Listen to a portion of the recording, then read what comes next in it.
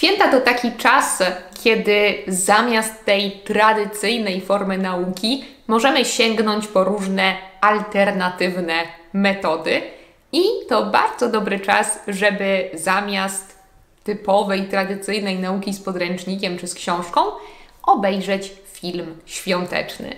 Nie wiem, czy lubisz filmy świąteczne, czyli filmy, których akcja dzieje się w trakcie świąt Bożego Narodzenia, ale ja bardzo je lubię i myślę, że jest to coś bardzo przyjemnego w trakcie świąt razem z rodziną, czy z przyjaciółmi, czy nawet samemu włączyć sobie film świąteczny.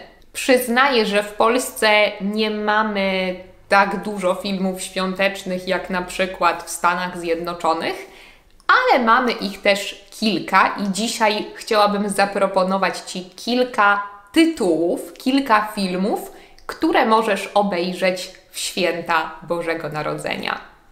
Jeśli jeszcze mnie nie znasz, to ja mam na imię Ania, jestem nauczycielką języka polskiego jako obcego, a to jest Płynnie po polsku kanał i podcast dla osób, które uczą się języka polskiego. Dzisiaj, tak jak widzisz, już w świątecznym wydaniu.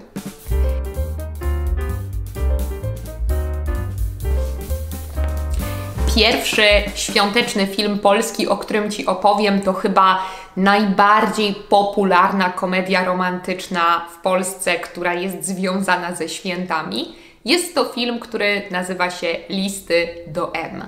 Listy do M to film, którego już jest 5 części w Polsce. W grudniu teraz niedawno wyszła 5. część tego filmu. W kinach można chyba cały czas ją obejrzeć. To film bardzo lekki, więc jeśli lubisz takie klimaty, myślę, że w święta każdy chyba lubi lekkie klimaty. Jeśli lubisz komedie romantyczne, to myślę, że to idealny film dla Ciebie. Jest on bardzo popularny, ale jest też dosyć krytykowany w Polsce. Nie wszyscy są jego fanami, ale myślę, że warto go znać, chociaż tę pierwszą część, nie wiem jak ostatnia część, szczerze mówiąc sama nie oglądałam wszystkich 5, oglądałam chyba tylko pierwszą część, ale był to lekki, przyjemny do obejrzenia film. W tym filmie gra też bardzo dużo znanych aktorów w Polsce, którzy grają praktycznie we wszystkich znanych filmach w Polsce, więc to też okazja dla Ciebie, żeby poszerzyć może wiedzę na temat znanych osób, znanych aktorów, znanych aktorek w Polsce. Jeśli chodzi o samą historię filmu, o samą fabułę, to opowiada on o 5 kobietach i 5 mężczyznach, którzy właśnie w trakcie świąt Bożego Narodzenia znajdują swoją miłość.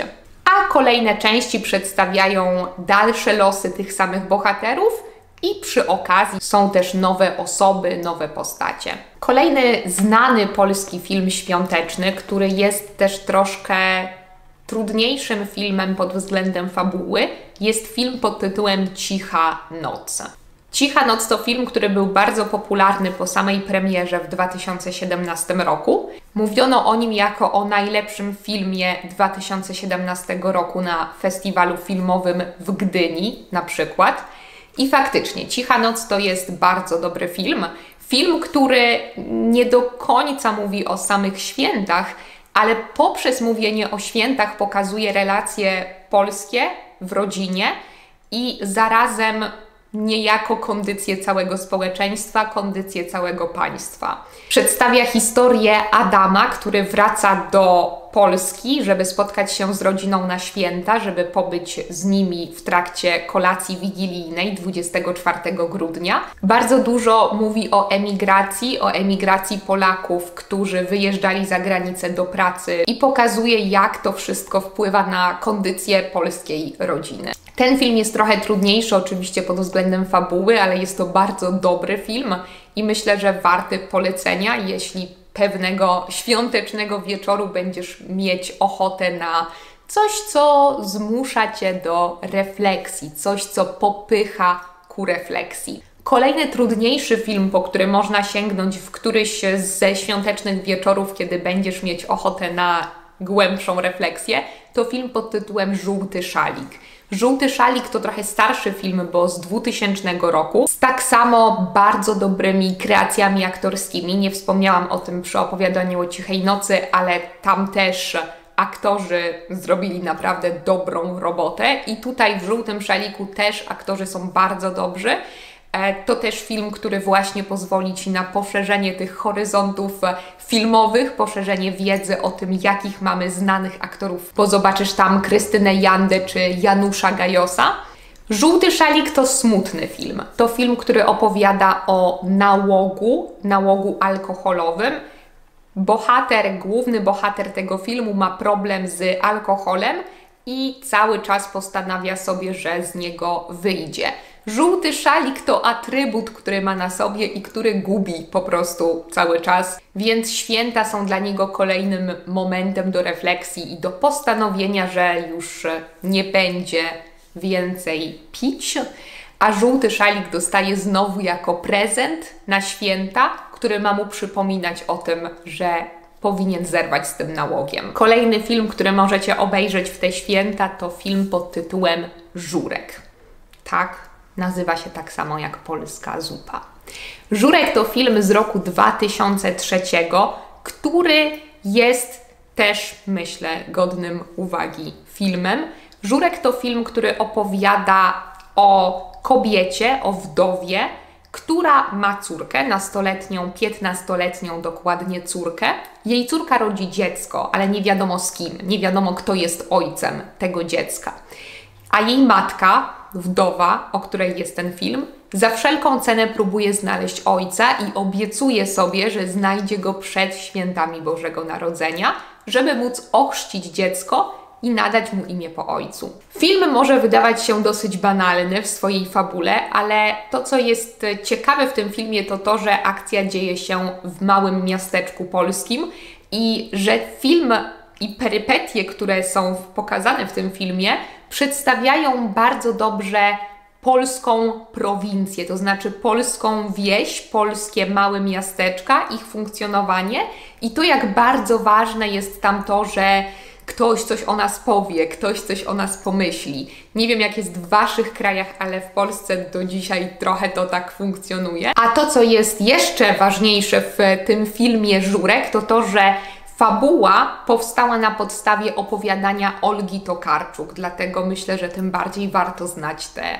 opowieść. Nie wiem, czy znasz opowieść wigilijną Dickensa, ale jest to historia, jest to książka bardzo znana w Polsce, bardzo popularna i też powstał film na podstawie książki Dickensa, który nazywa się Nieznana opowieść wigilijna. Film ten jest z 2000 roku i przedstawia praktycznie dokładnie to samo, co książka Dickensa, ale w polskim wydaniu i po polsku. Dlatego jeśli lubisz tę książkę, to może być to okazja dla Ciebie, żeby zobaczyć to i usłyszeć polski i kiedy znasz już historię, to będzie Ci o wiele łatwiej, bo nie będziesz musiała skupiać się na tym, co się dzieje, tylko będziesz mógł skupić się na języku.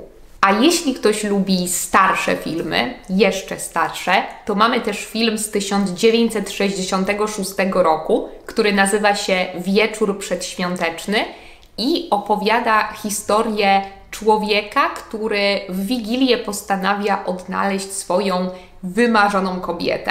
Ta kobieta nie istnieje, jest to jakiś wytwór jego wyobraźni, ale on ma wrażenie, że ona istnieje i postanawia ją odnaleźć. Jest to film bardzo psychologiczny, więc jeśli lubicie zastanawiać się nad tym, jak działa mózg człowieka, jeśli lubicie problemy psychologiczne, to myślę, że jest to coś dla Was. I jeśli lubicie stare filmy, bo film jest czarno-biały, mam nadzieję, że mogłam jakoś Cię zainspirować tymi filmami, że któryś z tych tytułów Ci się spodobał i że będziesz mieć motywację do nauki, nawet alternatywnej nauki w te święta. Bardzo polecam Ci pooglądać te filmy, zobaczyć trochę polską kulturę i polską rzeczywistość.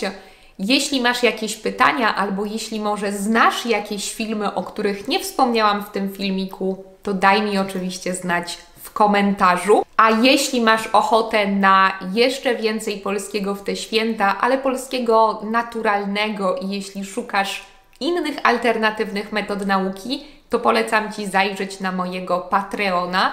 Link jak zawsze umieszczam w opisie tego filmiku.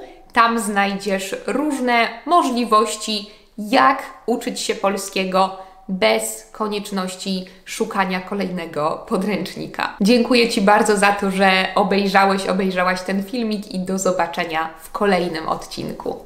Pa, pa!